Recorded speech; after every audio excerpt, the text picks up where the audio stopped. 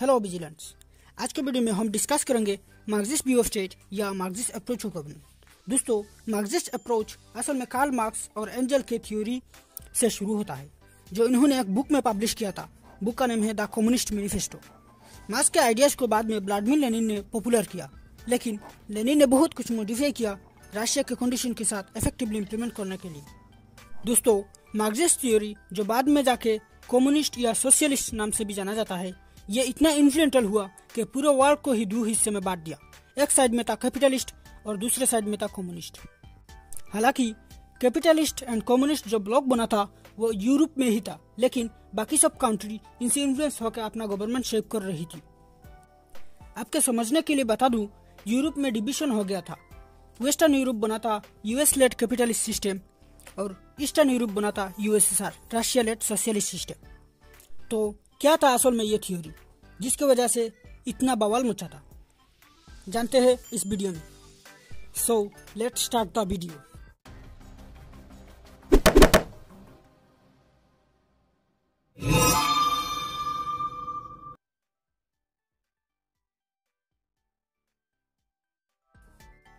Marxist असल में state को न्यूट्रल नहीं मानते। ये कहते हैं कि स्टेट एक टूल है रिच कैपिटलिस्ट लोगों के लिए, ताकि ये अपना डोमिनेंस बरकरार रखे और गरीब लोगों से मेहनत करा के खुद ज्यादा पैसा हासिल करे। कम्युनिस्ट कहते हैं कि स्टेट रिच लोगों ने बनाया है ताकि गरीब लोगों को लगे सब इक्वल है और पैसा कमाना लाख के ऊपर डिपेंड करता है। स्टेट कोई इंडिपेंडेंट नहीं है, ये कैपिटलिज्म सपोर्ट करता है और गरीब वर्कर्स लोगों को बेवकूफ बना के रिच लोगों का साथ देता है। दोस्तों, मार्क्स सोसाइटी को दो क्लास में डिवाइड करते हैं। एक है हैव्स यानी रिच और दूसरा है हैव नॉट्स जो कि गरीब वर्किंग क्लास लोग है। मार्क्स कहते हैं हिस्ट्री से गरीब अपना खून बेचकर मेहनत करता है ताकि खुद को और उसके फैमिली को जिंदा रख सके, और रिच अमीर लोग इनसे मेहनत करा के खुद रिलैक्स करता है। इसी के चलते रिच लोग स्टेट का पावर यूज करता है ताकि गरीब लोगों को और डोमिनेट कर सके और गरीब लोगों को रेवोल्यूशन करने से रोक सके। ओवरऑल रिच लोगों ने स्टेट को बनाया है ताकि ऐसी क्लास स्टेटस चलता रहे और गरीब लोगों को एक्सप्लॉइट करके खुद आराम करे। एग्जाम्पल के लिए आप इमेजिन कीजिए एक कार की कंपनी।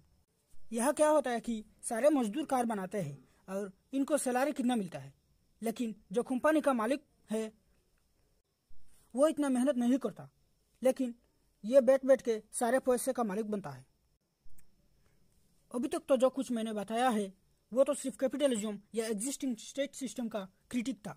मार्क्सिस्ट चाहते हैं धीरे धीरे स्टेट को खत्म कर दे और उसी के साथ क्लास स्ट्रगल भी खत्म हो जाएगा। स्टेट को ओवरथ्रो करने के लिए भी बहुत सारे स्टेजेस को बताया है इनके अपने थियोरी में।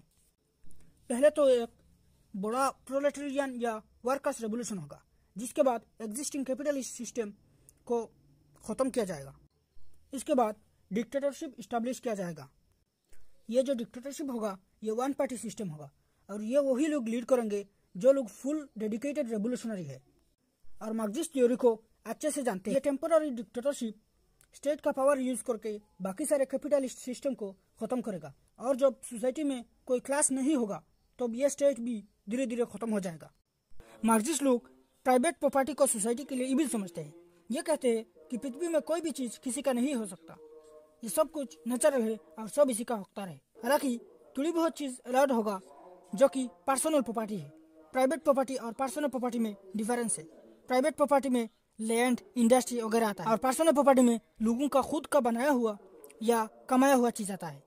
प्राइवेट प्रॉपर्टी को डिफेंड करे ऐसा कोई चीज आए तो ये भी गलत। मार्क्सिज्म रिलीजन को भी अलाउ नहीं करते क्योंकि ये लोगों को लाक और certification for what you have promote करता है, जो इन्हें लगता है कैपिटलिज्म को सपोर्ट करता है। ये कहते हैं कि रिलीजन को रिच लोगों ने बनाया है ताकि गरीब लोगों का रिवोल्यूशनरी माइंडसेट को रोक सके, इसलिए ज्यादातर रिच लोग रिलीजन को नहीं मानते। मार्क्सिस्ट कहते हैं रिलीजन एक तरफ का ड्रग्स है गरीब लोगों के लिए, जो कि रिच लोग गरीब लोगों को देते हैं ताकि ये कंटिन्यूअसली बेवकूफ बनता रहे। चलिए अब कुछ क्रिटिसाइज कर ले इस थ्योरी का। फ्रेंड्स, मार्क्सिस्ट थ्योरी प्रैक्टिकल में कैसे गवर्नमेंट होगा ये सब कुछ नहीं बताता है।